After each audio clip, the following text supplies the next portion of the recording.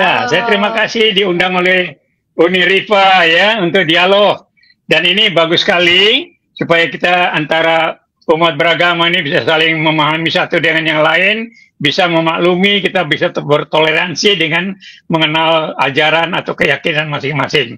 Saya kira ini penting karena di negara kita masih terjadi banyak salah pengertian nih.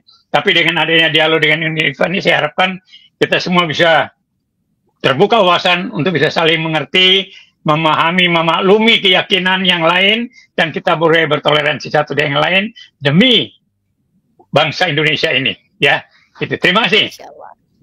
Sama-sama, saya yang berterima kasih karena Bapak Pendeta mau hadir berjumpa dengan saya dalam dialog yang saya anggap upaya saya untuk membuktikan bahwa walaupun kita berbeda, saya dengan Pak Pendeta Martin ini sudah lama kenalnya ya, sudah hampir 5 tahunan Ya, lah.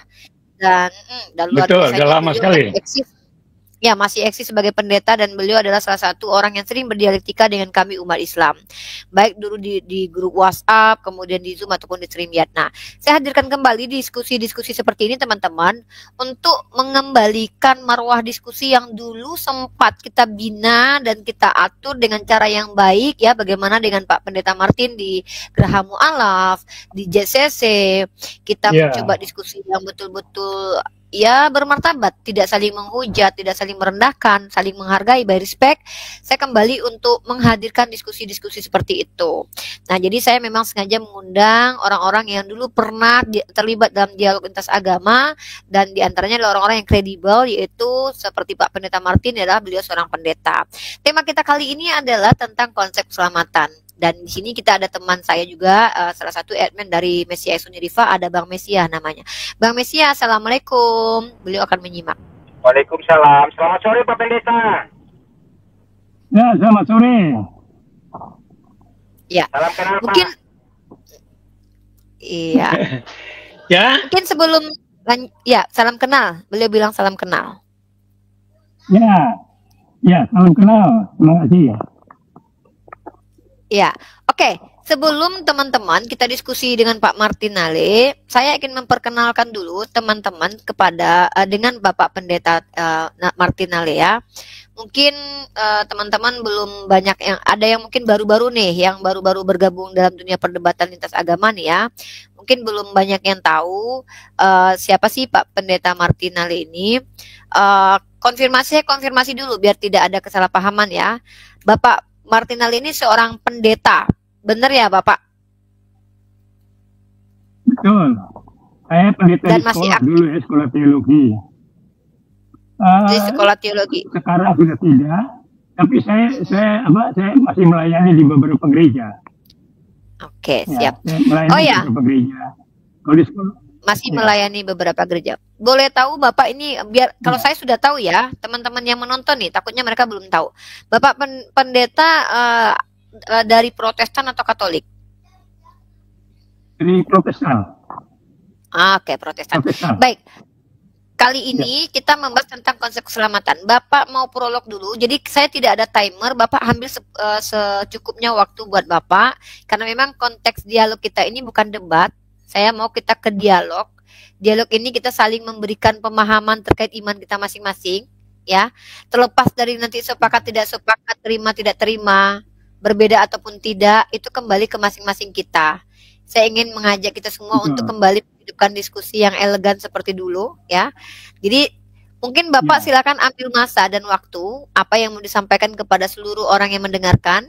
Saya akan memberikan waktu seperlu Bapak, karena memang kita nggak ada timer, tapi tema kita ada. Nah, silakan Bapak Martin sebagai seorang yang ya, saya undang ya. Kalau saya nanti ya, setelah Bapak baru saya akan ya. jabarkan bagaimana konsep keselamatan dalam Islam. Waktu dan tempat kami persilahkan kepada Bapak Pendeta untuk menjelaskan tentang konsep keselamatan dalam agama Kristen. Monggo Pak, silakan. Saya di mute dulu. Baiklah, terima kasih. Terima kasih. Jadi pertama saya bicara tentang konsep keselamatan menurut Alkitab atau Tapi suaranya Bible agak ya. mendem ya Pak. Nah, Suaranya agak ya, mendem, izin. Suaranya agak mendem. Apa agak jauh ya apa? mikrofon? Ah, Tapi coba Bapak bicara lagi. Tes gitu, tes aja, tes. ya, Oke. tes. Gimana? Biar jelas? Oke. Ya, baiklah. Jadi kita bicara tentang Alkitab atau Bible ini, itu adalah pertama kita mengenal Tuhan yang disebut Yahweh atau Hashem. Orang Israel disebut Hashem karena mereka sangat menghargai sebutan Yahweh itu. Nah, di sana dia menjelaskan tentang bagaimana mula-mula Allah menciptakan alam semesta ini. Mula-mula Allah mencipta alam semesta ini, mulai dari kosong, dijelaskan terus sampai akhir zaman nanti Yesus sendiri yang akan menghakimi. Dan pertama-tama dia bicara tentang keselamatan. Nah, kita bisa lihat dari Kejadian 1 ayat 1, 2 dan 3. Di sana dimulai dengan Trinitas itu. Karena dia mulai seperti dikatakan pertama, pada mulanya Allah mencipta. Nah, Allah mencipta ini kita artikan sebagai Bapa. Lalu ayat keduanya Roh Allah melayang-layang. Roh Allah ini adalah roh yang keluar dari Bapa, yang menjadi Roh Kudus yang akan menuntun orang Kristen ke dalam seluruh kebenaran. Lalu ayat ketiga dia berbicara tentang Allah berfirman. Nah, firman Allah ini menjadi Yesus, menjadi manusia untuk menggenapi rencana penyelamatan. Ya, dia menembus dosa. Jadi Allah Bapa pencipta itu mencipta, lalu Roh itu menuntun, lalu Yesus itu menembus dosa manusia. Nah, ini jadi keselamatan yang dikerjakan oleh 3 pribadi, yaitu dari Bapa itu sendiri. Jadi bukan di luar Bapa, tapi dari Bapa. Seperti Roh Kudus itu keluar dari Bapa. Itu di Yohanes 15 ayat 26. Lalu Yesus sendiri keluar dari Bapa juga, Yohanes 8 ayat 42. Jadi itulah yang disebut Trinitas. Inilah yang menggenapi rencana penyelamatan. Itu. Lalu pasal 3 ayat 15 dikatakan, aku akan mengadakan permusuhan antara keturunanmu dan keturunan perempuan ini. Artinya antara keturunan iblis dan keturunan perempuan, yaitu Yesus. Karena sudah terjadi dosa sehingga manusia dikutuk oleh Tuhan. Putus hubungannya dengan Tuhan. Sehingga sekarang tapi Tuhan merencanakan untuk pemulihannya. Melalui Trinitas ini, yaitu karya penyelamatan Allah, dan manusia bisa pulih kembali hubungan dengan Tuhan. Itu. Maka di situ dinubuatkan pada pasal 3:15, nah, pasal-pasal ayat-ayat sebelumnya seperti ayat 14 dikatakan bahwa ular dikutuk karena menyesatkan, lalu ular itu dikutuk akan menjalar dengan perutnya, dan makanannya adalah debu dan tanah. Nah, ini penting. Dalam Alkitab selalu bicara tentang kiasan atau perumpamaan. Pak Pendeta izin. Pak, ya. Suaranya mungkin agak kurang jernih. Mungkin ketutup mikrofonnya, mungkin ketutup nggak? Coba ada netizen yang bilang suaranya nggak begitu jelas Uni gitu. Takutnya nanti. Ini gimana? Mungkin ini gimana? Mikrofonnya. Mungkin karena ini pakai mikrofon ini kayaknya ya. Bapak pakai mikrofon handphone bukan ya, pakai earphone ya. Mungkin lebih jelas nggak pakai mikrofon. Bapak bisa dengar nggak kalau nggak pakai mikrofon?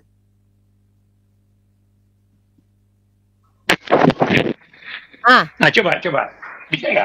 Lebih jelas gini. Lebih jelas begini. Nah, hilang. Oh, justru Bapak Pendeta tidak dengar suaranya. Tes. Ya. Gini dengar. Ya. Gini aja Pak, gini. Ya. Gini jelas suaranya, sudah jelas. Tadi ketutup tangan mungkin handphonenya ketutup karena ambil speakernya dari handphone, jadi mungkin ketutup. Ini udah jelas. Silakan lanjut. Ya. Lanjut. Jadi tadi saya jelaskan bagaimana dari pasal 3:15 Tuhan rencanakan untuk adakan permusuhan, yaitu peristiwa salib. Nah itu jadi di sini menjelaskan dari awal sudah ada rencana penyelamatan. Pertama ular dikutuk pada ayat 14 pasal 3:14 bahwa dia akan menjalar dengan perutnya dan akan makan debu tanah seumur hidupnya. Nah ini yang jadi masalah. Debu tanah ini apa? Debu tanah adalah orang-orang yang sudah berdosa yang belum diselamatkan. Nah gambaran ular ini adalah iblis. Dia makan sepanjang hidupnya itu makan debu tanah, artinya makan orang-orang yang belum diselamatkan. Nah itu pasal 3 ayat 14 itu. Di situ lalu kutuk terhadap perempuan dan kutuk terhadap laki-laki bahwa mereka harus berusaha dengan jerih payahnya untuk mendapat rezeki, tapi semak duri yang dihasilkan. Jadi usaha manusia itu akan gagal tanpa Tuhan gitu maksudnya itu. Nah inilah hal-hal yang penting yang perlu kita pahami, bagaimana rencana penyelamatan Tuhan itu supaya umat itu bisa mengalami jalan hidup yang berbahagia begitu, yang dikatakan sebagai surgawi, ya, kerajaan surga, artinya ada kebenaran, ada damai sejahtera, ada sukacita oleh Roh Kudus. Sehingga kita oleh Roh Kudus tadi ada dari Trinitas itu ada Roh Kudus, itu menuntun kita ke dalam seluruh kebenaran. Karena tanpa Roh Kudus manusia akan tersesat. Karena manusia sudah dikuasai oleh iblis tadi itu. Sehingga kalau belum diselamatkan, pasti dia jadi makanan iblis yang dikatakan bahwa ular akan makan debu tanah, yaitu orang-orang yang belum diselamatkan.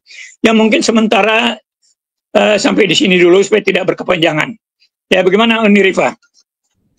Ya, terima kasih prolognya Pak Pendeta Martin. Baik, mungkin dari sisi saya sekarang dari Islam ya. Kalau di Islam itu, kalau kita bicara tentang konsep keselamatan dalam Islam sendiri, Al-Quran ya, Allah Subhanahu wa Ta'ala berfirman dalam surah Al-Baqarah, tepatnya ayat 30 ya, 25. Mungkin saya bacakan saja surahnya. Bagaimana detail konsep keselamatan dalam Al-Quran.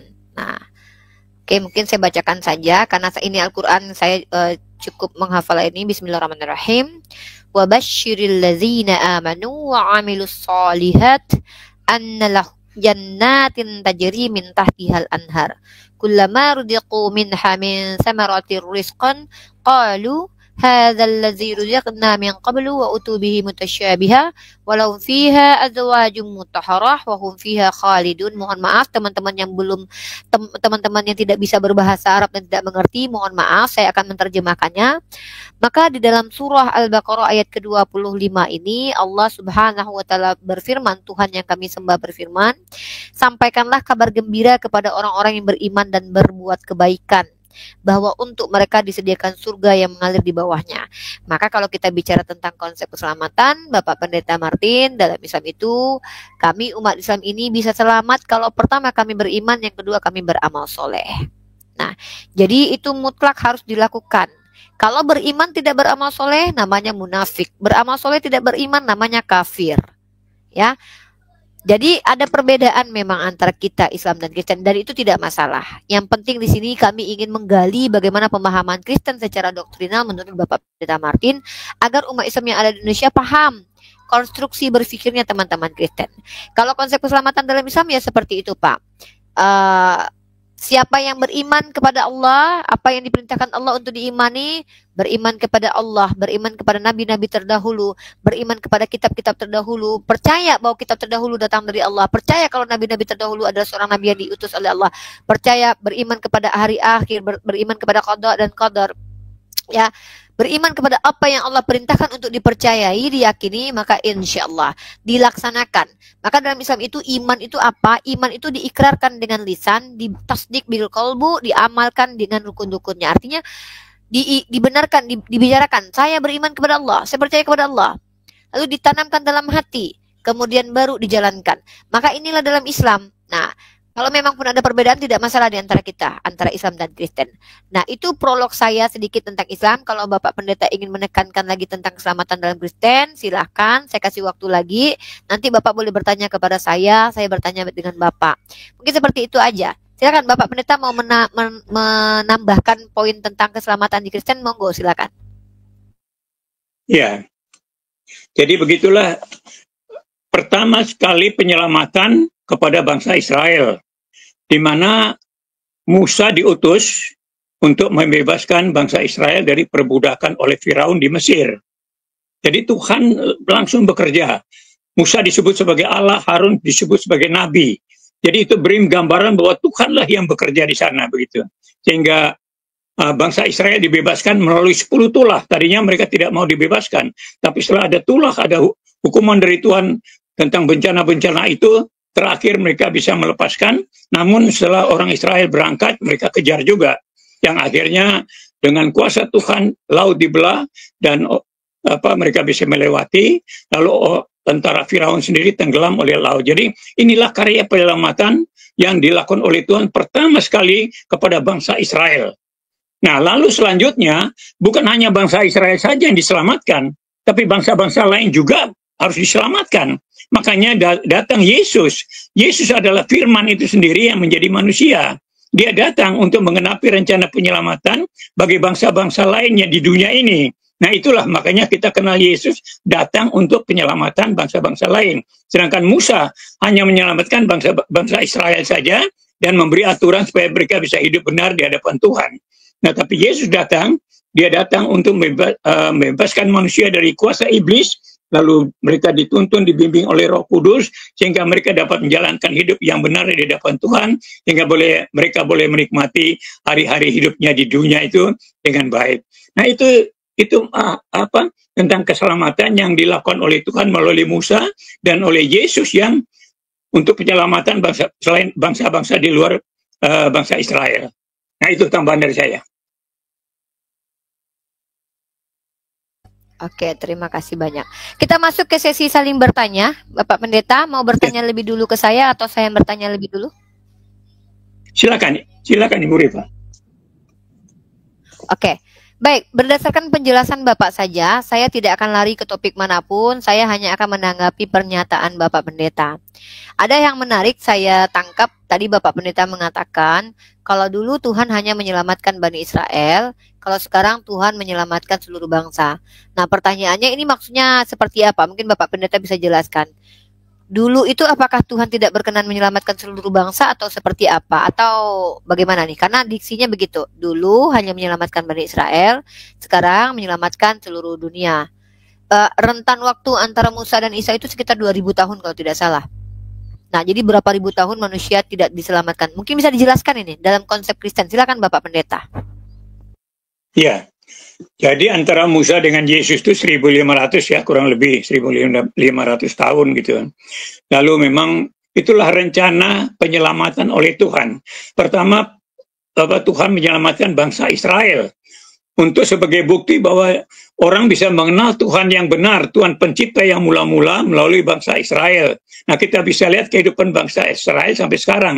Mereka selalu dalam tuntunan, bimbingan, dan pengarahan Tuhan. Sehingga mereka boleh selamat sampai sekarang. Walaupun mereka dimusuhi oleh negara-negara di dunia, bahkan mereka berperang.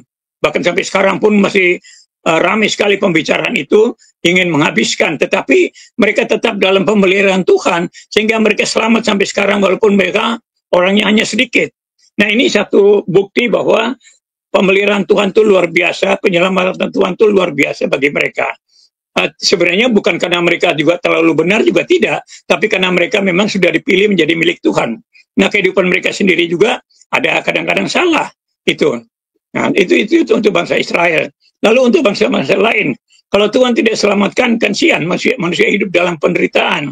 Karena kalau tidak diselamatkan oleh Tuhan, manusia akan berjalan dengan kemampuan pikirannya sendiri, hatinya sendiri, sedangkan kecenderungan hatinya itu selalu jahat terhadap sesamanya, sehingga tidak ada damai sejahtera dalam kehidupannya kalau tidak dituntun oleh Tuhan. Nah ini masalahnya, makanya bangsa-bangsa juga diselamatkan dengan kehadiran Yesus. Yesus yang adalah firman, datang dalam rupa manusia untuk menggenapi rencana penyelamatan melalui penyalipan, sehingga itu memenuhi hukum Tuhan, bahwa manusia berdosa harus dihukum mati. Lalu karena Yesus datang untuk menggenapi dosa-dosa manusia bangsa-bangsa ini, lalu Yesus disalibkan mati, tapi 3 hari dia bangkit.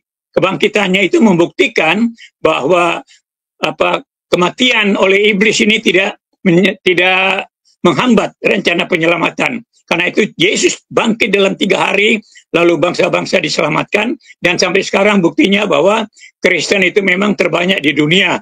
Walaupun kekristenan itu mendapat tekanan, intimidasi, dan berbagai hal yang luar biasa. Itu membuktikan bahwa walaupun dunia ini membenci kekristenan, tapi Tuhan tetap lebih berkuasa untuk menyelamatkan, bahkan sampai sekarang orang Kristen masih terbanyak di dunia. Nah ini gambaran-gambaran tentang keselamatan yang dari Tuhan. Jadi keselamatan itu bukan usaha manusia. Manusia tidak bisa menyelamatkan dirinya sendiri dengan kesalahan atau dengan perbuatan baik apapun.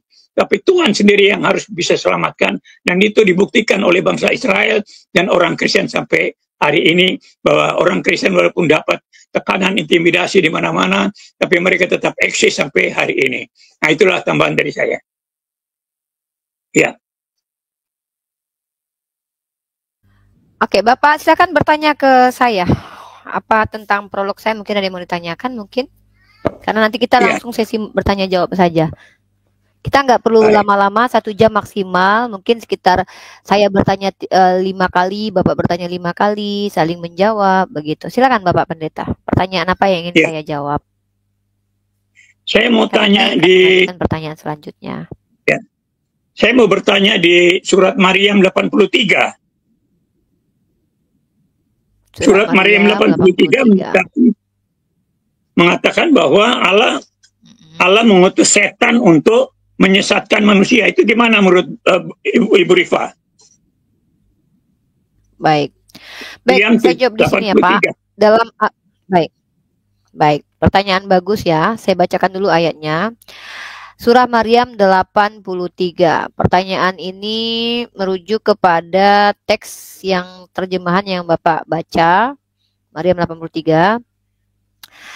Kalau kita baca dalam surah Maryam ayat 83, Bismillahirrahmanirrahim, tidakkah engkau melihat bahwa sesungguhnya kami telah mengutus setan-setan itu kepada orang-orang kafir untuk mendorong mereka berbuat maksiat dengan sungguh-sungguh. Jadi kalau kita baca konteks ayatnya, mari kita ulangi ya. Saya membacakan terjemahannya sekali lagi biar Bapak Martin mengerti. Secara tekstual sebenarnya begitu mudahnya memahami ayat ini. Tidakkah engkau melihat bahwa sesungguhnya kami telah mengutus setan-setan itu kepada orang-orang kafir. Orang-orang kafir untuk mendorong mereka berbuat maksiat dengan sungguh-sungguh. Maka kalau kita bicara konteks ini ya, alal kafirin, betul sekali. Orang kafir itu ketika mereka sudah mendapatkan kebenaran, Pak. Jadi yang disebut dengan kafir itu artinya adalah orang yang menutup diri. Orang yang menolak kebenaran itu. Mereka sudah tahu itu benar, tapi mereka tolak, maka mereka akan diutus setan. Setan kepada mereka untuk menghasut mereka dan mereka akan ikuti itu karena kekafiran mereka. Kenapa? Karena orang kafir hanya akan menuhankan setan-setan dalam perspektif Islam.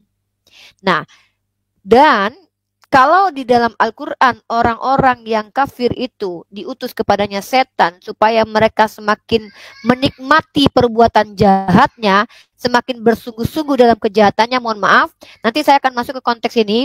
Ini yang kami lihat sekarang ini, bagaimana dalam perspektif Islam kami melihat para Zionis yang adalah orang kafir yang menolak Nabi Isa, menolak Yesus Kristus sebagai Mesias, mereka betul-betul mengadakan pembunuhan secara terang-terangan, menghabisi anak kecil, mengatasnamakan Tuhan.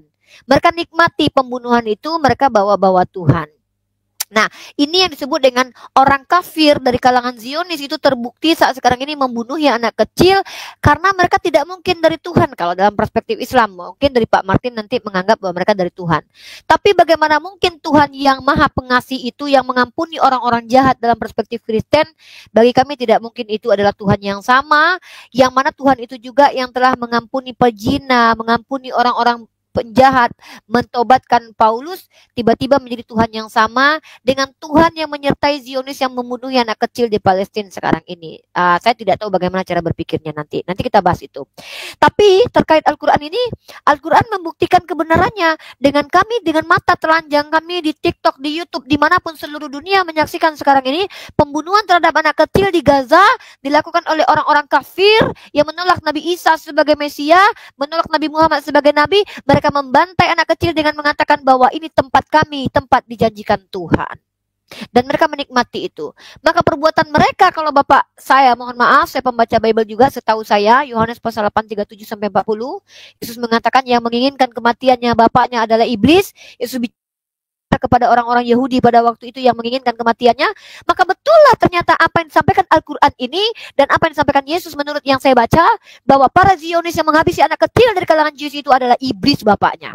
Bagaimana mungkin seorang manusia menghabisi anak kecil lalu mengatasnamakan Tuhan? Itu menurut hemat saya sebagai manusia yang berakal sehat.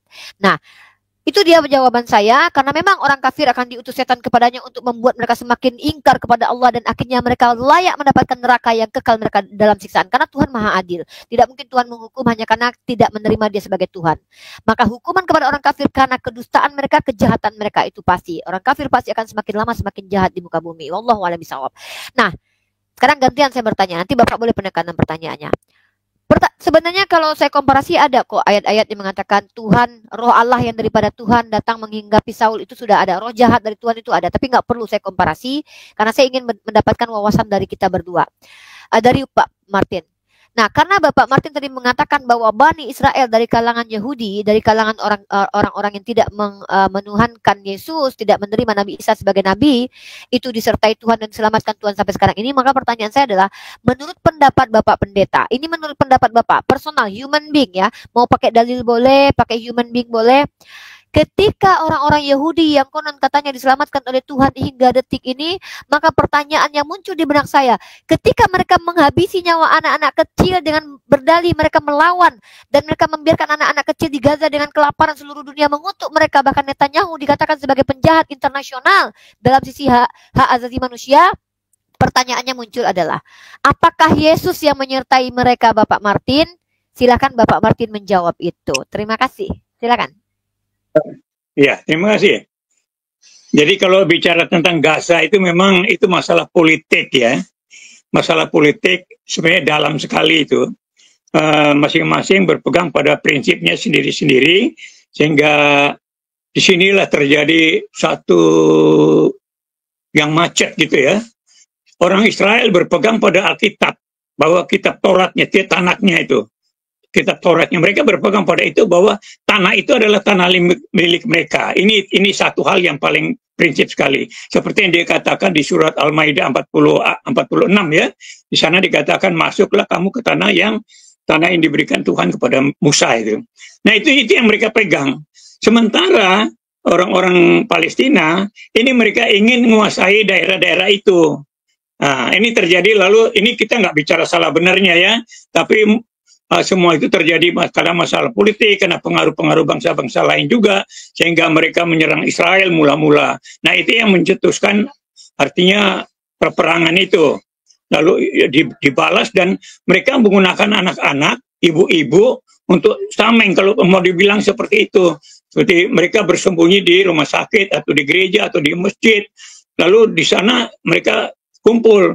Nah, inilah yang dipakai untuk tameng. Itu kalau menurut yang saya dengar cerita dari orang-orang Israel, yang berita-berita dari sana. Entah benarnya saya nggak tahu, tapi kira-kira seperti itu. Jadi kalau kita bicara tentang Gaza, ini memang agak ribet gitu loh, agak ribet. Tapi saya mau katakan di sini bahwa orang Israel mereka berpegang pada Taurat bahwa itu tanah milik mereka, karena mulai dari Abraham itu sudah dijanjikan pertama. Abraham diambil dari Irak sana, dibawa ke tanah Kanaan, ditunjukkan oleh Tuhan Hashem bahwa inilah tanah milik keturunanmu, ya.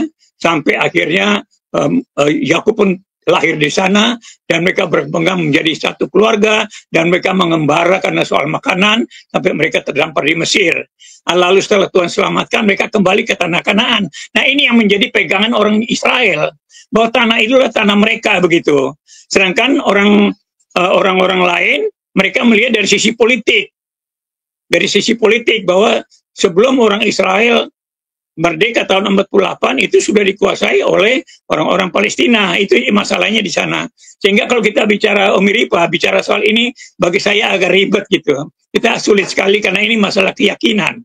Keyakinan apa? Orang Israel walaupun mereka seperti apapun, mereka akan pertahankan karena mereka berpegang pada kitab sucinya, bahwa inilah tanah mereka. Nah, itu mulai dinyatakan oleh Bapak Abraham sendiri. Sampai mereka buktinya mereka sendiri juga kembali, bahkan Al-Quran sendiri di surat Al-Maidah 46 juga mengatakan bahwa itu tanah mereka. Ini yang menjadi persoalan tuh di situ. Nah, kalau orang bicara soal masalah politik lainnya, memang kita akan bingung di sana. Tapi prinsip orang Israel itu di sana. Ini saya sampaikan supaya kita mengerti kenapa orang Israel berkeras gitu. Mereka tidak mau terpancing oleh apapun, tapi karena mereka itu sedikit, kalau mereka menyerah begitu aja, mereka akan musnah gitu. Jadi mereka untuk mempertahankan milik mereka mau sampai habis, sampai mati pun mereka akan mati-matian berusaha. Itu kira-kira kalau gambaran yang saya dapat, yang saya amati selama ini, karena mereka berpegang pada firman Tuhan, bahwa itu tanah milik mereka dari mulanya gitu. Nah itu. Jadi kalau bicara soal bangsa Israel itu agak ribet gitu ya. Kita orang-orang Palestina berpegang pada sejarah, pada kemerdekaan Israel, sedang sebelumnya dikuasai oleh orang Palestina, dan orang Israel berpegang pada firman Tuhan yang mengatakan bahwa itu tanah mereka dari mulanya. Nah, itu persoalannya di sana. Sehingga kalau kita bicara begini agak sensitif, saya khawatir nanti ada orang yang tersinggung begitu. Tapi saya mau katakan di sini bahwa orang Israel kenapa mereka berkeras? Karena mereka berpegang, mereka yakin bahwa itu tanah milik mereka. Nah, itu tambahan dari saya, Bu Rifa. Oke. Sebelum Bapak bertanya ke saya lagi, mungkin saya tanggapi dulu. Sebenarnya saya tidak membahas tentang dinamika yang terjadi secara politik di tanah Palestina sekarang sebenarnya. Tapi kalau Bapak saya ulangi kembali untuk menekankan pertanyaannya dari pernyataan. Jadi yang saya tanggapi itu kan pernyataan Bapak Pendeta tuh. Bapak Pendeta tadi mengatakan orang Israel itu diselamatkan Tuhan terus-menerus. Walaupun mereka sedikit, dibenci dunia, tetap mereka diselamatkan Tuhan. Kan begitu. Seperti itu tadi yang saya dengarkan. Nah, jadi saya menanggapi itu sebenarnya. Jadi saya tidak ingin kita membahas tentang dinamika politik, dinamika peperangan yang terjadi di sana sebenarnya sama sekali. Nah, yang ingin saya tanggapi adalah bagaimana secara doktrinalkah, secara mindset Bapak Pendeta sebagai hati nurani Bapak Pendeta, ketika Bapak Pendeta mengatakan orang-orang Israel itu mereka bersama dengan Tuhan saat sekarang ini, tetap dilindungi Tuhan apapun yang terjadi, kan itu poinnya. Maka muncul pertanyaan saya sebagai orang yang normal ini, melihat apapun yang terjadi antara IDF, Jewish Zionis dengan orang Palestina atau Hamas, apapun yang terjadi, saya akan tunjukkan satu data, apapun yang terjadi, saya tunjukkan satu data penting ya dari fifa.co.id ya. Ini. Apapun alasan. Bukankah setahu saya dalam kitab Torah itu tidak ada pembolehan terhadap pembunuhan. Tidak boleh membunuh. 10 hukum Torah itu tidak boleh membunuh. Apapun alasannya. Bahkan orang Kristen setahu saya sangat-sangat tidak memboleh, bahkan mengasihi musuh. Dalam kitab Torah 10 hukum Torah, salah satu hukum Torah tidak boleh membunuh, dan di situ tidak ada pengecualian. Nah, kita melihat di sini, kalau kita melihat di sini, ini adalah video detik-detik 2 bocah Palestina ditembak mati sniper Israel. Nih ya, ini dari FIFA. Biadab, tak ada kata lain yang pantas ditujukan kepada tentara Israel berpura-pura gencatan senjata di Gaza, pasukan Zionis tetap melakukan pembunuhan brutal di tepian barat. Ya, ini fakta dari, ini bukan saya, anggap bukan, jangan percaya sama saya. Oke, kita tidak percaya dengan situs, tapi ini dari FIFA. Ini, jadi yang jadi pertanyaan saya itu Pak Martin bukan tentang dinamika politiknya. Pertanyaan saya adalah pertanyaan saya karena pernyataan Bapak Pendeta, orang Israel itu apapun yang terjadi mereka tetap dilindungi Tuhan. Pertanyaannya ini Pak, saya ulangi mungkin biar clear nih. Apakah setiap orang Israel itu asal dia Yahudi, asal dia Israel, mereka itu tetap diselamatkan Tuhan, dilindungi Tuhan yang Tuhannya adalah Yesus? Maksudnya apakah Yesus menyertai orang-orang ini ketika mereka menembaki anak kecil? Itu poinnya saya sebenarnya. Sebenarnya itu poinnya. Bukan kita bicara tentang dinamika kenapa mereka berperang. No. Itu bukan urusan kita itu. Saya bukan ahli politik. Walaupun saya punya banyak data, tapi saya bukan dengan Pak Pendeta bahas itu. Saya dengan orang politik aja yang bisa saya bahas itu. Kalau saya nanti hadir di TV One, nanti boleh saya bahas itu. Yang saya bahas ini gini. Bagaimana pendapat Bapak Pendeta yang mengatakan bahwa orang Israel itu akan tetap dilindungi Tuhan, sementara mereka nampak sekali menghabisi anak kecil? Apakah mereka tetap dilindungi Tuhan yang Tuhannya adalah Yesus atau seperti apa? Mungkin seperti itu. Silakan Bapak Pendeta. Nanti Bapak Pendeta bertanya lagi ke saya. Saya kira ini pertanyaan bagus ya, karena tadi dari mulanya sudah saya jelaskan tentang kehadiran Roh Kudus. Kehadiran Roh Kudus itu orang dituntun dalam seluruh kebenaran, dan itu baru diberikan kepada orang Kristen. Tapi kalau pada orang-orang Yahudi, Roh Kudus itu hanya diberikan kepada nabi, imam, dan raja. Hanya mereka saja yang dikatakan diurapi itu. Sehingga dari sini memang ada kelemahan, ada kesalahan orang Yahudi dalam kehidupan mereka, dalam mereka menghadapi musuh. Seperti contoh konkret, tidak usah jauh-jauh ya, terhadap Yesus saja. Taurat melarang mereka membunuh. Tapi mereka berusaha membunuh dengan memakai orang Romawi. Nah, itu contohnya kesalahan mereka di sana. Kenapa? Karena mereka tidak punya Roh Kudus. Sehingga mereka berjalan menurut pikiran mereka sendiri. Sampai Yesus pun disalib. Padahal Pilatus sendiri mengatakan bahwa Yesus tidak bersalah. Dia cuci tangannya karena orang ini tidak punya kesalahan terhadap negara. Kalau yang kalian katakan salah itu masalah keyakinan, bukan masalah hubungan dengan negara. Sehingga Pilatus cuci tangan. Nah, inilah salah satu kesalahan-kesalahan bangsa Israel itu di situ. Nah, karena apa? Karena mereka belum dituntun oleh Roh Kudus. Itu persoalannya. Sehingga mereka bisa melakukan hal seperti itu. Makanya terhadap orang-orang Arab atau orang Palestina, mereka melakukan hal seperti itu. Namanya perang, ya mereka perang aja gitu. Nah, itu kalau kita mau bicara soal keselamatan. Nah, kalau dalam kekristenan, itu Tuhan sudah melengkapi dengan Roh Kudus. Sehingga orang Kristen seperti yang kita tahu selama ini, kita diintimidasi, dianiaya, dibunuh, dibom, segala macam juga kita ngalah aja, diam. Karena kita memberi kesempatan kepada murka Tuhan untuk yang mengadili dengan adil. Nah, itu keberanian orang Kristen itu di situ, keunggulannya di situ. Kalau orang Israel tidak, mereka berpegang pada jalan pikiran sendiri karena mereka dibebaskan untuk berpikir sendiri gitu, berusaha sendiri. Nah, itu bedanya orang Israel dengan orang Kristen. Yesus pun disalib sama mereka, bayangin. Dan akhirnya apa? Mereka dihukum Tuhan. Ya, dihukum Tuhan, diserahkan ke bangsa-bangsa lain selama 2000 tahun. Lalu 6 juta dibantai oleh Hitler. Dan sampai sekarang seperti dengan Palestina misalnya, sewaktu-waktu mereka dapat serangan dari Palestina dan mereka harus berperang. Ini semua merupakan hukuman juga terhadap orang Israel, merupakan hukuman. Jadi inilah kesalahan-kesalahan mereka tuh di sana. Jadi, tapi tetap mereka tuh menjadi umat pilihan Tuhan. Dan ini yang penting untuk kita pahami bagaimana jalan pikiran orang-orang Israel gitu. Nah, kalau saya dikasih kesempatan bertanya, ini saya mau tanya lagi sama Umi Rifa ini. Kita buka dari surat Araf ayat 24. Boleh, Pak. Surat 7 ayat 24. Ya. Al-A'raf. Bapak puas-puas bertanya. Nanti kalau Bapak pengen bertanya banyak, di TikTok juga boleh, tapi mending di YouTube aja sih, biar enak. Kalau di TikTok tuh sering ke-ban. Saya izinkan Ya, Bapak Pendeta bertanya sepuasnya ke saya. Surat 7 ayat 24. Al-A'raf. Telah menurunkan manusia ke bumi untuk bermusuhan. Itu bagaimana itu, Bu Rifa? Nah, ini kita baca di sini ya. Saya tampilkan ayatnya ya. Ini yang Bapak maksud? Al-A'raf ayat 24. Begitu? Ya, terjemahannya. Oke. Baik. Kalau kita bicara di sini bismillahirrahmanirrahim ya. Di sini qalah bitu ba'dukum li ba'din adu walakum fil ardi mustaqarru mata'u ilahin ya, wa mata'un ilahin. Allah berfirman, turunlah, ini cerita tentang bagaimana kemudian anak-anak Adam itu setelah dia bertobat, maka dia harus menerima konsekuensi, yaitu dia harus diletakkan di muka bumi. Turunlah kamu sebagian kamu menjadi musuh bagi yang lain, serta bagi kamu ada tempat tinggal dan kesenangan di bumi sampai waktu yang telah ditentukan. Bukan Allah menyuruh mereka saling bermusuhan, beda. Tapi Allah menyampaikan apa yang akan terjadi karena itu ketentuan. Kenapa? Karena mereka punya free will. Jadi Allah tahu apa yang akan terjadi. Contoh saya begini. Saya tahu bahwa anak saya itu akan berantem dengan kakaknya. Maka saya bilang, keluarlah kamu di rumah karena kamu akan bertengkar. Bukan berarti saya suruh, tidak. Kamu bertengkar saja sudah, bukan.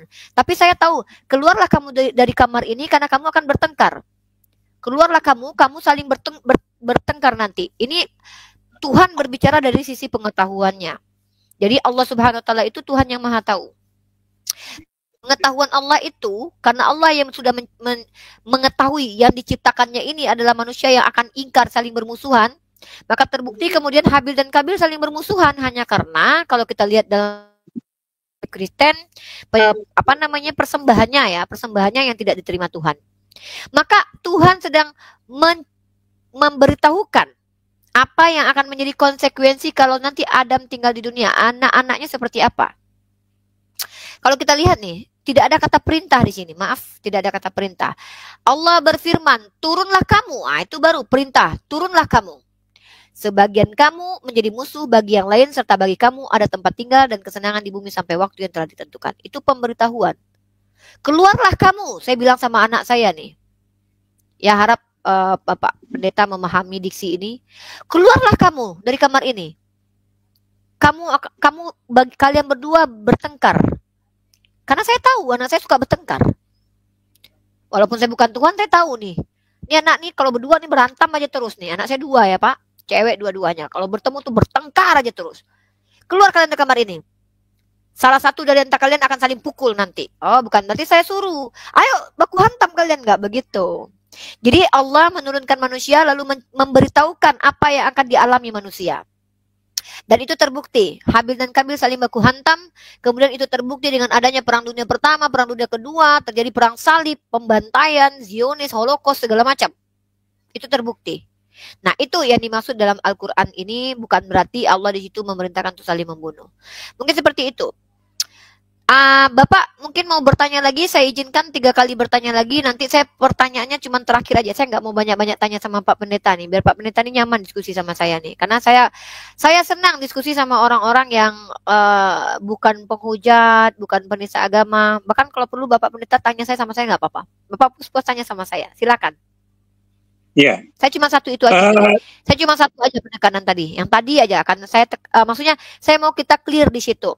Pendapat Bapak Pendeta tadi. Nanti saya di akhir aja. Bapak bertanya ya 3 kali lagi. Saya kasih kesempatan 3 kali bertanya. Nanti saya terakhir. Nanti Bang Mesiah boleh bertanya kepada kita berdua nanti. Silakan. Iya. Kalau surat 80 ayat 17 itu dikatakan bahwa gambarannya bahwa manusia binasa karena amat kafir, karena kufur, gitu ya. Di sini gambar dari ayat ini saya dapat kesimpulan dari ayat seperti Maryam 83 dan Araf 24, ternyata Allah Subhanahu wa taala ini tidak menyelamatkan gitu loh, Bu Rifa. Siap. Sedangkan kita bicara keselamatan tuh Qasim itu menyelamatkan. Pertama bangsa Israel, keduanya bangsa-bangsa di dunia diselamatkan oleh Tuhan Yesus melalui penyalipan itu.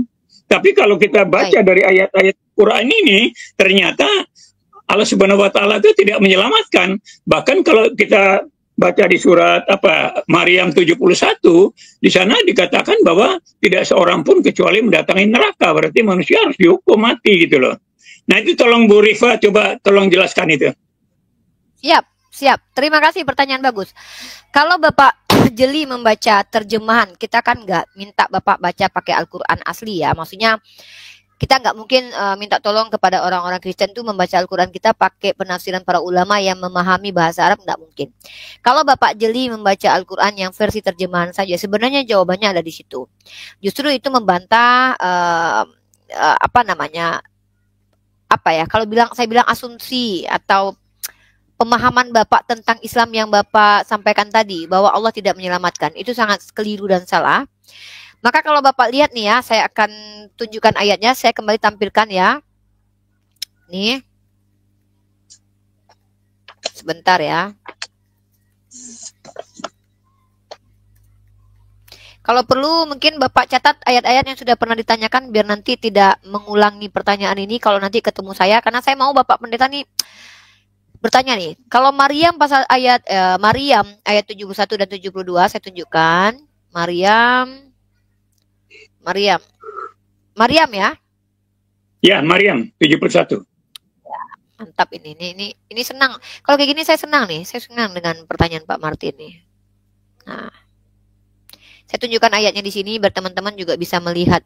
Jadi apa saja yang menjadi keresahan oleh Bapak Pendeta nih. Saya tunjukkan ayatnya, Masya Allah nih.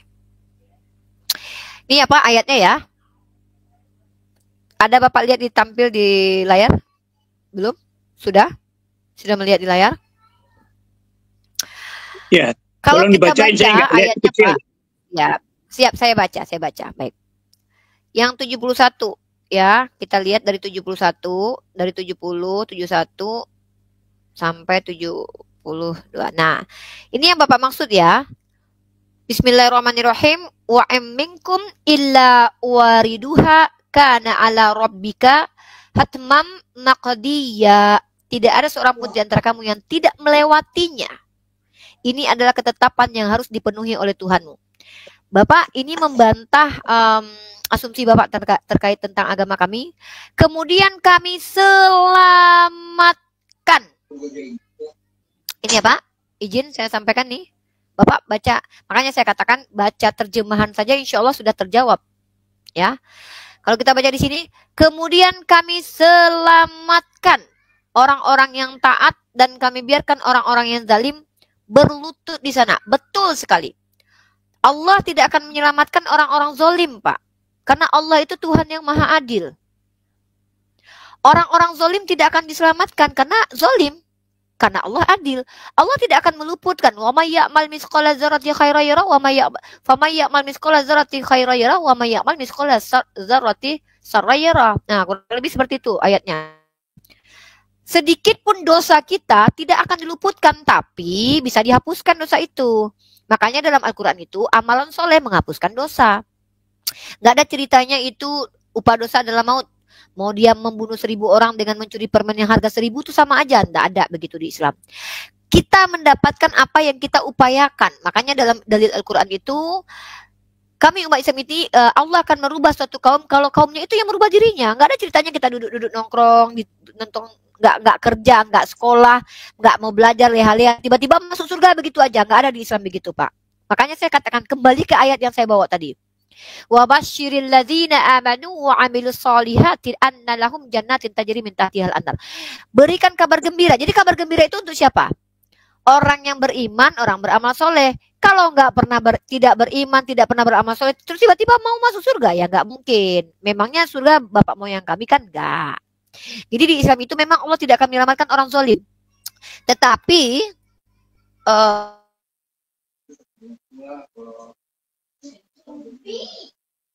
Pak Pendeta hilang.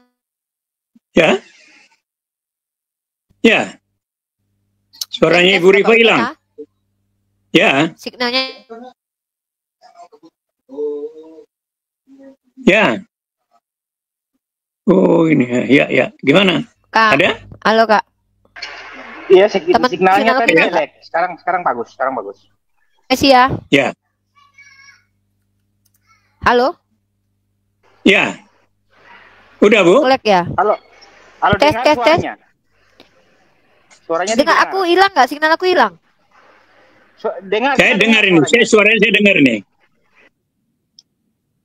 Oke, maaf. Ini ada signal sedikit agak ngedrop tadi.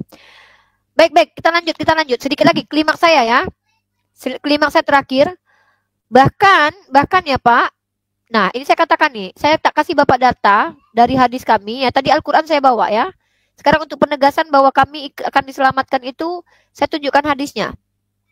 Ini, tadi Al-Qur'an, sekarang hadis nih. Nih, syafaat nih. Bahkan ada sekelompok kaum yang keluar dari neraka karena syafaat Muhammad SAW. Lantas mereka masuk surga dan mereka diberi julukan Jahanamiyun, mantan penghuni neraka jahanam. Jangankan mereka-mereka yang sudah beramal soleh, ya, sedangkan mereka yang sudah masuk neraka karena mereka tidak memiliki amal soleh dan lebih banyak amal buruknya, ketika mereka punya iman sebiji sawi, mereka tetap diselamatkan oleh Nabi Muhammad. Nah, jadi karena saya sudah bilang tadi, sebenarnya saya fokus ke bagaimana pendapat Bapak Pendeta terkait yang dilakukan oleh orang-orang Zionis sekarang ini, apakah mereka masih adalah umat pilihan Tuhan atau tidak, ya. Karena saya sudah kasih Bapak kesempatan bertanya 3 kali, 2 kali lagi, habis itu saya yang bertanya mungkin 2 pertanyaan terakhir lah. Hilang jaringan saya. Maaf Bapak Pendeta. Ya. Tunggu. Saya udah saya pakai ini dulu. Pakai kuota. Ya, saya pakai kuota dulu biar enak, biar nggak ngelek-ngelek. Saya pindah kuota dulu ya, bentar. Jaringannya hilang di sini. Tes sudah bagus? Ya. Sudah bagus? Sudah. Oke. Mohon maaf teman-teman, jaringan kita di sini jelek sekali. Mohon maaf ya. Oke. Jadi Bapak Pendeta, itu jawaban saya. Kalau Bapak Pendeta ada pertanyaan lagi, berarti 2 kali lagi tersisa pertanyaan dari Bapak Pendeta. Silakan 2 kali bertanya lagi. Nanti saya akan ajukan 2 pertanyaan. Saya cuma 2 pertanyaan saja kok. Silakan Bapak Pendeta. Ya. Nah, tadi Ibu Rifa bilang bahwa ayat Maryam 72 itu menyelamatkan. Padahal pada ayat Maryam 71 bahwa tidak seorang pun kecuali mendatangi neraka. Sedangkan ayat 22 ada keselamatan orang yang bertakwa. Nah, sekarang yang saya tanya ini surat 46 ayat 9. Surat 46 ayat 9. Di situ dikatakan bahwa ternyata Muhammad tidak tahu tentang nasib. Sebelum sampai ke sana, sebelum sampai ke ayat itu, Bapak kan masih menanggapi yang saya menjelaskan tadi. Di mana yang tidak pahamnya di Maryam 71 tadi? Di mana yang tidak paham? Iya. Maryam 71 memberi kepastian bahwa semua orang harus masuk neraka gitu kalau menurut saya. Sedangkan ayat 72 itu menurut Bapak. Bentar. Kita pakai Al-Qur'annya aja ya, Pak. Kalau kita pakai Al-Qur'annya, saya di sini tidak boleh berasumsi ya. Bahkan Bapak kalau baca terjemahannya, di situ bukan memasuki neraka. Kalau Bapak mau membaca terjemahannya dengan jujur ya, mohon maaf nih ya. Karena kalau mempelintir itu kan merubah kata-kata, Pak. Kita rubah terjemahannya, itu namanya mempelintir. Saya perlihatkan sama Bapak, saya mau Bapak baca baik-baik dan supaya kita clear menjelaskan ini, ya. Saya tunjukkan lagi sama Bapak ya. Biar Bapak puas gitu ya. Nah, saya harus jelaskan bahasa Indonesianya ke Bapak ini. Mungkin kesalahpahaman bahasa Indonesia Bapak Martini. Bapak perhatikan di layar kita ini. Saya bacakan kembali ya. Ya.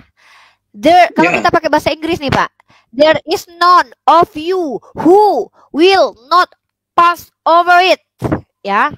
Kalau kita lihat di sini Bapak, kalau kita translate ke dalam bahasa Indonesia, melewati, Pak. Ya, melewati. Tidak ada seorang pun di antara kamu yang tidak melewatinya. Jadi Pak, kami percaya neraka itu Pak, sebelum kita menuju fase neraka, jalan menuju arah ke surga itu ada yang namanya jembatan. Jadi kalau Bapak misalkannya melewati parit, Bapak belum tentu masuk parit. Nah, saya kasih ilustrasi begitu ya, biar Bapak paham ya. Misalkannya Bapak punya motor. Bapak melewati sungai. Apa Bapak harus masuk ke sungai? Tidak. Kan nanti di atas sungainya ada jembatan. Jadi setiap orang melewati sungai itu. Bukan berarti nyungsep semua ke sungai itu. Kan begitu. Ini cara saya mudah menjelaskan kepada Bapak. Terlepas Bapak mau paham atau tidak, itu kan saya tidak ada urusan. Yang penting saya sudah menjelaskan. Sedetail mungkin. Artinya melewati Pak. Bukan masuk nyungsep. Nah, Allah menyelamatkan. Orang-orang yang bertakwa itu diselamatkan oleh Allah. Ini membantah bahwa kami tidak diselamatkan. Nah, itu penjelasan saya terkait surat Maryam. Sekarang tentang Nabi Muhammad tadi surah keberapa, Bapak? Ini pertanyaan kedua. Nanti sekali lagi baru saya. Nah, nanti saya mau lanjutkan apa yang dikatakan Uni Rifa tadi. Bahwa ada jembatan, ya. Uni Rifa kan mengatakan ada jembatan. Sedangkan jembatan itu saya pernah dengar entah di hadis entah di mana itu bahwa jembatan itu seperti rambut yang dibelah 7. Itu bagaimana pemahamannya? Kalau rambut dibelah 7 itu berarti satu yang mustahil. Rambut satu aja kalau diinjak putus, apalagi dibelah 7. Berarti ayat itu mengatakan bahwa jembatan itu satu yang mustahil bisa dilewati. Karena dikatakan bahwa jembatan itu seperti rambut yang dibelah 7. Nah itu Bu Rifah, coba tolong dijelaskan. Oke, saya jawab ya. Pak, secara logika aja kita bicara ya. Di situ ayat 72 tadi kan sudah dijawab sama Allah, Pak. Allah menyelamatkan. Artinya jangankan Pak ada rambut dibelah 7 ya, Pak ya. Ada jembatannya kalau Allah yang menyelamatkan, apa yang mustahil, Pak? Nabi Ibrahim tidak terbakar kulitnya kena api. Nabi Isa tidak mati dibunuh. Nabi Muhammad nggak mati di medan perang walaupun banyak yang ingin membunuh beliau. Nabi Nuh tidak kena air bah. Nabi Yunus gak mati dalam perut ikan. Nabi mana yang diizinkan mati dalam keadaan konyol? Gak ada. Karena Allah menyelamatkan. Apa yang mustahil kalau Allah menyelamatkan? Namanya juga Tuhan. Jadi bagi orang-orang yang zolim itu mustahil. Bagi orang-orang zolim jangankan rambut dibelah 10, Pak. Jalan raya aja karena mereka zolim akan sulit mereka jalan di situ. Jadi kalau dalam Islam itu gak ada yang mustahil kalau Allah yang menyelamatkan.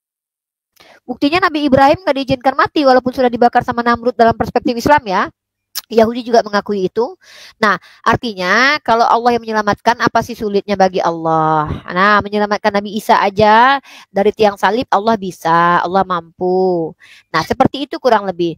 Ini pertanyaan terakhir nih, setelah saya menanyakan 2 pertanyaan. Silakan Bapak Pendeta Martinali. Ya, pertanyaan saya yang terakhir ini ya, di surat 46, Akaf ini. Ayat 9. Bahwa Muhammad ternyata tidak tahu ke nasibnya gitu ya. Al-Kahf? Itu tolong dijelaskan. Al-Kahf berapa? 46. Al-Kahf berapa? Ayat 9. 46. Oke. Al-Kahf ayat 9. Oke. Iya. Surah Al-Kahf ayat 9. Oke.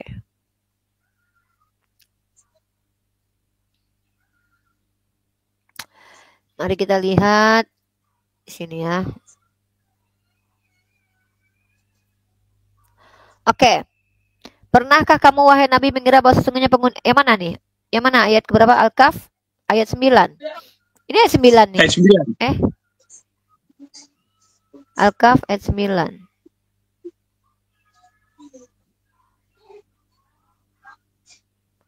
Yang mana nih?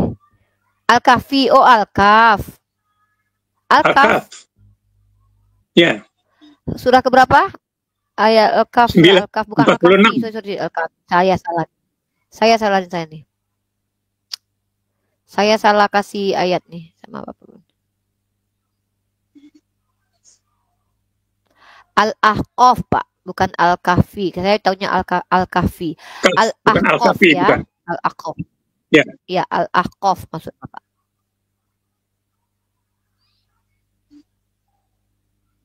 Oke. Saya tunjukin ya.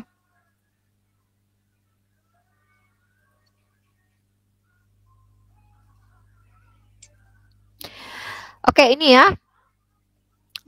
Nah, katakanlah aku bukanlah seorang rasul yang pertama kali diutus, dan aku tidak mengetahui apa yang akan terjadi padaku dan kepadamu. Aku tidak lain hanyalah mengikuti apa yang diwahyukan kepadaku, dan aku hanyalah seorang yang diutus dengan peringatan yang nyata. Apa yang mau ditanyakan di sini, Bapak? Saya tunjukkan ayatnya. Bahwa dia tidak tahu nasibnya sendiri. Bahwa Muhammad tidak mengerti nasibnya. Oke. Bapak baca baik-baik terjemahannya aja, sebenarnya Bapak sudah bisa tahu ini konteksnya apa. Di sini Rasulullah SAW itu menunjukkan bahwa dia bukan orang yang sok tahu mengada-ada apa yang disampaikannya itu bukan sesuatu yang datang dari pribadinya sendiri. Mohon maaf kalau dalam kitab surat-surat Paulus, menurut pendapatku, Paulus sering berpendapat pribadi. Pak, Nabi itu tidak boleh menyampaikan sesuatu yang tidak difirmankan Tuhan. Jadi semua pengetahuan dia tentang yang gaib, apa yang sudah terjadi, apa yang akan terjadi, itu murni wahyu, informasi dari Tuhan. Jadi memang dia tidak tahu sesuatu yang tidak diberitahu. Nabi Muhammad tidak tahu kalau tidak diberitahu. Dia tidak tahu tentang saya, tentang istrinya, tentang siapapun kalau tidak diberitahu. Kan dia bukan Tuhan. Bahkan kalau dalam kita Bapak justru Yesus sebagai Tuhan justru nggak tahu hari kiamat. Kan itu yang aneh. Tapi kalau Nabi Muhammad kenapa? Dia kan bukan Tuhan. Kecuali dia kan Tuhan. Nabi Muhammad bukan Tuhan. Bahkan dikatakan, katakanlah dia diperintahkan Allah menyampaikan apa? Aku bukanlah seorang rasul yang pertama kali diutus karena sudah ada rasul sebelumnya. Dan aku tidak mengetahui apa yang akan terjadi padaku dan kepadamu. Dia memang nggak tahu. Kenapa dia belum tidak diberitahu? Kecuali dia diberitahu. Buktinya dia mengatakan sebelum kiamat nanti ada dajjal, sebelum kiamat ada ini, nanti ada hari kebangkitan. Dia memberitahukan apa yang diberitahukan. Seorang nabi itu memang begitu. Seorang nabi itu bukan memberitahukan apa pendapat pribadinya, tetapi memberitahukan apa yang diberitahukan Tuhan kepadanya sebagai wahyu. Bukan memberitahukan apa yang dia sok tahu, nggak boleh. Nabi nggak boleh gitu. Itu namanya nipu. Nah, itu maksud ayat ini, Bapak. Sudah ya, kalau gitu gantian saya agak sedikit menanggapi semua konklusi pertanyaan Bapak. Boleh? Ya, silakan. Saya compare sedikit. Mungkin Bapak nanti boleh tanggapi. Nah, dari ayat tersebut tadi Bapak menunjukkan Maryam 71, Bapak menangkap bahwa kami tidak diselamatkan, bahwa jelas di ayat 70 surah 72-nya secara terjemahan jelas sekali Allah menyelamatkan. Nanti masuk lagi dalam tadi surah bahwa Nabi Muhammad katanya tidak mengetahui. Nabi Muhammad itu bukan Nabi yang sok tahu. Dia nggak tahu kalau nggak diberitahu karena dia berbicara dari pemberitahuan Tuhan. Nah, kalau pertanyaan itu menjadi kritikan Bapak terhadap agama Islam ini sangat rancu, sangat lucu. Kenapa? Kan satu ayat. Saya tidak mendebat, tapi saya ingin menyampaikan saja. Bapak silakan menjelaskan nanti, hak Bapak untuk menjelaskan. Justru saya lucu, kalau dalam Islam sendiri Allah katakan dengan tegas dalam Al-Quran, dalam surah Al-Maryam itu ayat ke-72-nya Allah selamatkan. Tapi kalau Bapak lihat di sini, ini mohon maaf, silakan Bapak jelaskan nanti. Ada di sini konteksnya orang kaya sukar masuk kerajaan Theos. Di sini dikatakan, nih ya, bukan di sini, oh bukan ini, sebentar, saya kasih dalilnya ini. Yang pertama nih ini dulu jangan apa-apa. Ada seorang pemimpin bertanya kepada Yesus, katanya, "Guru yang baik, apa yang harus kuperbuat untuk memperoleh hidup yang kekal?" "Mengapa kau katakan aku baik? Tak seorang pun baik selain daripada Theos saja. Engkau tentu mengetahui segala perintah Theos. Jangan berzina, jangan membunuh, jangan mencuri, jangan mengucapkan saksi dusta, hormatilah ayah dan ibumu." Kata orang itu, "Semuanya telah kuturuti sejak masa mudaku." Mendengar itu, Yesus berkata kepadanya, "Masih tinggal satu hal lagi yang harus kau lakukan. Jualah segala yang kau miliki dan bagi-bagikanlah itu kepada orang miskin. Maka engkau akan beroleh harta di surga. Kemudian datanglah kemari dan ikutilah aku." Nah, bahkan Yesus mengatakan, alangkah sukanya orang yang beruang masuk ke dalam kerajaan Theos. Ini Pak, katanya kan Yesus menyelamatkan tuh. Sementara Yesus mengatakan orang kaya tuh susah masuk surga. Kasihan nih orang-orang kaya di Kristen nih. Walaupun sudah bertobat, ternyata harus jual harta dulu. Itu satu poin. Yang kedua, Yesus pernah berkata begini ya. "Sedikitkah yang diselamatkan guru?" Nih saya kasih ayatnya. Nih. Bentar ya, saya kasih datanya. Saya tampilkan saja. Satu, Bapak keep dulu ayat itu ya, nanti Bapak jelaskan. Aduh, sorry. Sorry.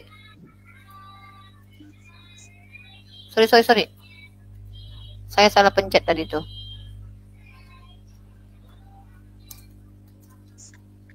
Maaf ya. Nih. Lukas pasal 13 nomor 23. Ini yang menjadi titik poin pertanyaan saya juga nih ya. Tapi ini Bapak jelaskan aja nanti. Karena saya mengkomparasi tentang keselamatan yang Bapak bilang Yesus menyelamatkan. Tapi pertanyaan saya, ini Bapak jelaskan aja nanti. Tapi pertanyaan saya tetap tentang Bapak mengatakan bahwa orang Israel itu adalah orang pilihan Tuhan. Itu tetap saya tekankan untuk ditanya nanti. Nah, mungkin Bapak lihat ini. Bapak catat ayatnya. Lukas pasal 13 nomor 23. Ya, saya lihatkan semuanya ayatnya 23. Nah, kalau kita lihat di sini 23 ya. Nah, saya baca di sini ya, Pak, izin. Ya. "Dan ada seorang yang berkata kepadanya, 'Tuhan, sedikit sajakah yang diselamatkan?'" Nih, Pak, ini bertanya tentang, nih konteks ayatnya tentang siapa yang diselamatkan ya, Pak. "Kemudian Yesus berjalan berkeliling dan ada seorang yang berkata padanya, 'Tuhan, sedikit sajakah yang diselamatkan?'" Nih jawab Yesus nih Pak. Jawab Yesus kepada orang-orang di situ. Nih Pak, maaf ya, ini Bapak saya tandai di sini. "Berjuanglah untuk masuk melalui pintu yang sesak itu, sebab aku berkata kepadamu, banyak orang akan berusaha untuk masuk tetapi tidak akan dapat. Bahkan orang yang sudah berjuang pun nggak dapat." Kata Bapak kan di Kristen kan nggak perlu berjuang tuh. Nah, itu yang saya baca, tapi penjelasannya Bapak Pendeta yang punya hak. Nah, itu terkait komparasi tentang keselamatan. Nah, silakan dijelaskan, tapi pertanyaan saya bukan itu. Pertanyaan saya adalah, itu mengcompare sebenarnya. Pertanyaan saya adalah, Bapak tadi mengatakan, saya tekankan sekali lagi, Bapak Pendeta mengatakan, orang-orang Israel dari zaman dulu sampai sekarang diselamatkan Tuhan karena Tuhan bersama mereka. Itu benar nggak? Itu dulu, saya konfirmasi dulu. Benar nggak pernyataan itu? Jadi tentang keselamatan itu adalah pilihan Tuhan gitu. Lalu manusia itu disuruh milih. Karena dia berhadapan, jadi orang yang sudah dipilih Tuhan itu dia akan berhadapan dengan pengaruh-pengaruh dari luar gitu ya. Sehingga orang yang diselamatkan itu bukan dari usaha sendiri, tapi dari kemurahan Tuhan sendiri. Maka dikatakan di sini, dan ada seorang yang berkata kepada Tuhan, sedikit saja orang yang diselamatkan. Artinya kalau orang berusaha menurut kemampuannya sendiri, dia tidak akan bisa. Karena itu harus dari pilihan Tuhan dan dalam tuntunan Tuhan. Jadi kita yang hidup sebagai orang Kristen harus senantiasa dalam tuntunan Tuhan. Supaya kita bisa melakukan hal-hal yang benar, yang baik begitu. Yang sesuai dengan kemauan Tuhan gitu. Makanya hanya sedikit saja. Artinya Pak Pendeta, kematian Yesus belum cukup ya? Kenapa?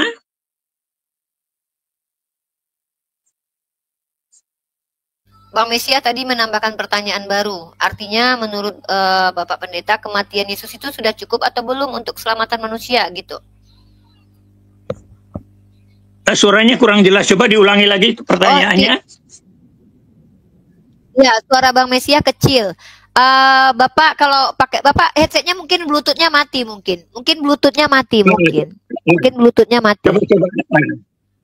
cabut ini aja saya Pak, dengar langsung cabut aja Bluetooth Bapak, headsetnya dicabut aja ya, headsetnya dicabut aja, headsetnya Bapak cabut dulu, headset di kupingnya dicabut dulu, headset di kuping cabut dulu. Jadi Bapak langsung ke handphone saja bicaranya, nggak apa-apa. Iya. Silakan. Bang Mesia pun suaranya kecil. Kita nanti dulu Bang Mesya, biar Bapak kan tadi bilang bahwa manusia itu tidak bisa berusaha, Tuhan yang menyelamatkan. Maka Bang Mesya bertanya, berarti kematian Yesus belum cukup untuk menyelamatkan manusia? Itu yang ditanyakan Bang Mesya. Oh begitu, walaupun ya. pertanyaan saya belum selesai di ya, kan? Iya, jadi orang yang diselamatkan itu orang yang sudah dipilih oleh Tuhan. Jadi Tuhan Yesus sendiri yang milih orang-orang yang diselamatkan. Tapi mereka sendiri juga harus mengerjakan keselamatan itu. Sehingga mereka harus menghadapi berbagai hambatan, rintangan, tantangan gitu loh. Sehingga orang-orang yang dikatakan bisa masuk kerajaan sorga, yang dimaksud kerajaan sorga ini bukan sorga yang nanti, bukan. Yang kerajaan sorga itu masalah kebenaran, damai sejahtera, sukacita oleh Roh Kudus, itu yang dimaksud. Sehingga kalau orang yang sedikit itu karena orang yang tidak bisa nikmati sukacita damai sejahtera. Ya, karena dia sudah diselamatkan, tapi dia dalam hidupnya, dia tidak bisa nikmati kalau dia tidak sungguh-sungguh di dalam menjalankan kasih, itu menerapkan kasih dalam hidupnya. Berarti dia harus dalam tuntunan Tuhan senantiasa, begitu. Begitu. Jadi, kalau dia tidak sungguh-sungguh di sana, dia akan ada masalah di dunia ini. Dia akan menderita juga, gitu. Karena dia harus sepenuhnya dalam tuntunan Tuhan, dalam Roh Kudus, jadi tidak bisa berjalan menurut atau dia lakukan menurut kemauan atau kehendak usaha dia sendiri, dalam pemahaman dia sendiri. Begitu. Oke, baik. Mungkin sebelum saya ke pertanyaan saya terakhir, karena saya tadi sebenarnya mau konfirmasi. Pertanyaan saya itu gini, Pak. Apakah Bapak masih sepakat orang Yahudi itu masih disertai Tuhan? Itu tadi yang saya konfirmasi. Masih sepakat nggak? Semua orang Yahudi itu disertai Tuhan itu masih sepakat, Bapak? Masih? Iya, masih. Jadi mereka itu nanti begini, karena itu ada rencana Tuhan melalui kehidupan mereka. Mereka akhirnya juga diselamatkan juga setelah bangsa-bangsa lain. Kan Yesus datang untuk menyelamatkan semua bangsa-bangsa di dunia. Dan setelah Yesus menyelamatkan bangsa-bangsa di dunia, baru nanti orang Israel itu diselamatkan. Artinya bahwa dia baru bisa menerima Yesus. Itu. Oke. Oke, baru nanti ya, nanti. Ya, nanti ya. Oke, enggak pertanyaan. Ya. Maka pertanyaan lanjutannya ini, Pak. Kalau memang Tuhan menyertai orang-orang Yahudi, berarti ketika mereka menghabisi nyawa anak kecil, itu Tuhan yang menyertai ya? Itu adalah kebijakan mereka sendiri, karena mereka misalnya punya alasan, kan mereka suka beri alasan bahwa orang-orang Hamas itu berlindung di anak-anak kecil dan ibu-ibu gitu loh. Di rumah-rumah sakit, di tempat-tempat ibadah. Itu alasan mereka. Sehingga fokus pada orang Israel, mereka menyerang Hamasnya, bukan menyerang anak-anak gitu loh. Begitu. Kalau yang saya dengar tuh begitu. Ya, ini kan saya bilang terakhir nih Pak, saya tidak akan bertanya lagi nih, saya hanya akan membiarkan Bang Mesia bertanya dan netizen yang bertanya nih, karena saya tidak mau memberatkan Pak Martin nih. Saya terakhir bertanya nih, anak kecil yang ditembak sama IDF, itu kan orang Yahudi. Bapak bilang orang Yahudi itu siapapun mereka tetap disertai Tuhan. Apakah ketika mereka menghabisi nyawa anak kecil itu, mereka tetap disertai Tuhan atau tidak menurut pendapat Bapak? Clear pertanyaan saya, selesai.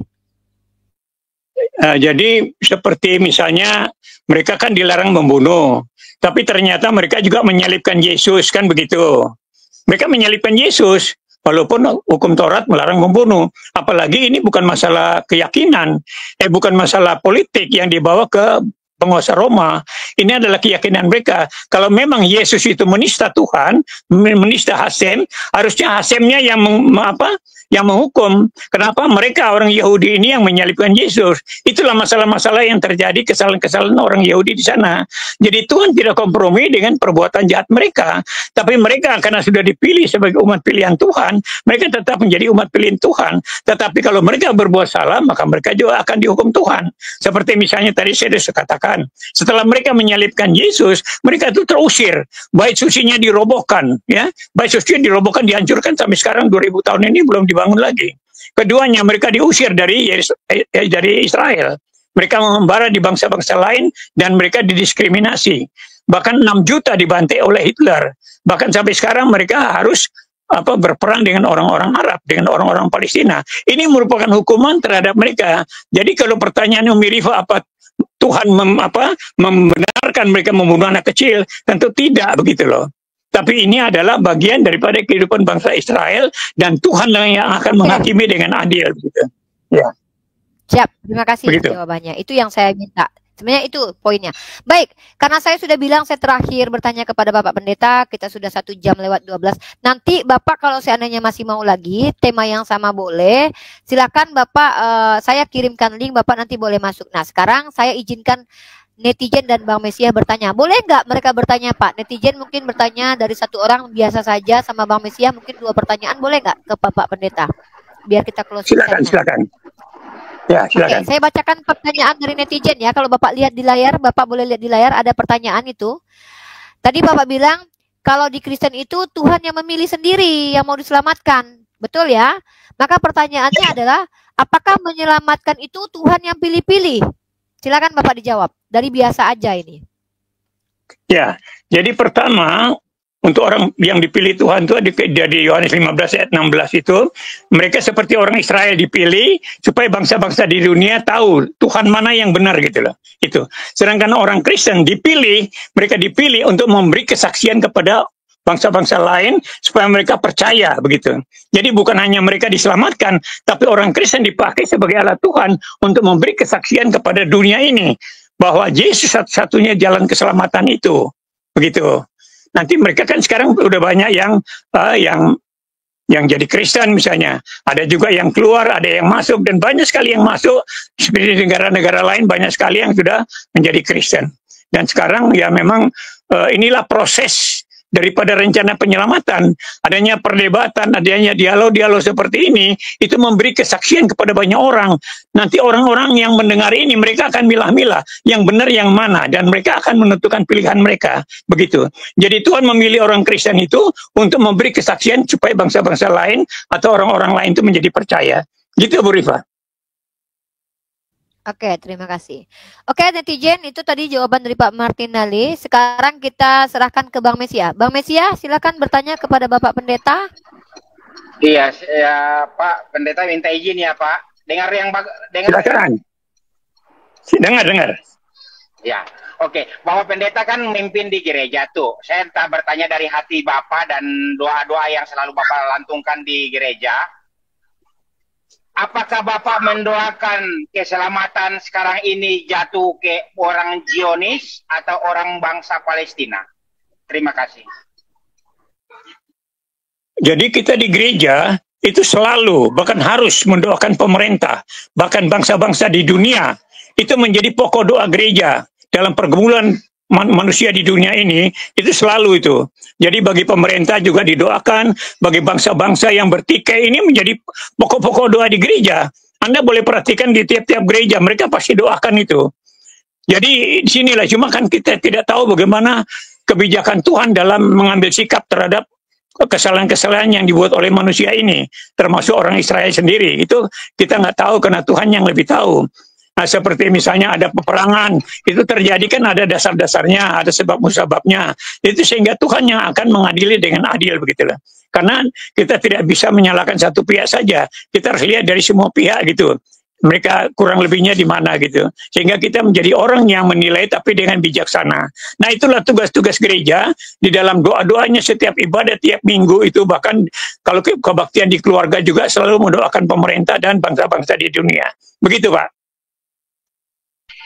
Kalau dari gereja. Kalau dari hati Bapak untuk doa keselamatan. Sekarang kedua aja Pak ya, bukan ke semua, kedua aja. Bangsa ini Zionis atau Palestina yang Bapak doakan keselamatan.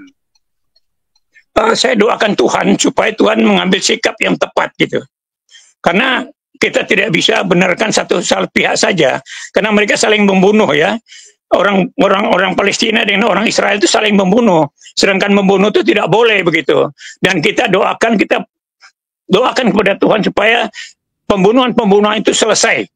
Jadi kita tidak pro pada kejahatan. Orang Kristen tidak pro kepada kejahatan, tidak kompromi. Kita diajarkan untuk mengasihi saja gitu. Kita disakiti juga kita haleluya saja kok. Karena memang Tuhan mengajarkan kita mengasihi. Begitu. Jadi kita tidak pro sana pro sini gitu, tapi kita pro pada kebenaran. Lalu kita tahu bahwa semua yang terjadi di dunia ini akan diselesaikan oleh Tuhan dengan adil. Begitu, Pak. Oke, terima kasih, Ya. Pak. Terima kasih Bapak Pendeta jawaban-jawabannya. Ya, terima kasih. Wah, ya.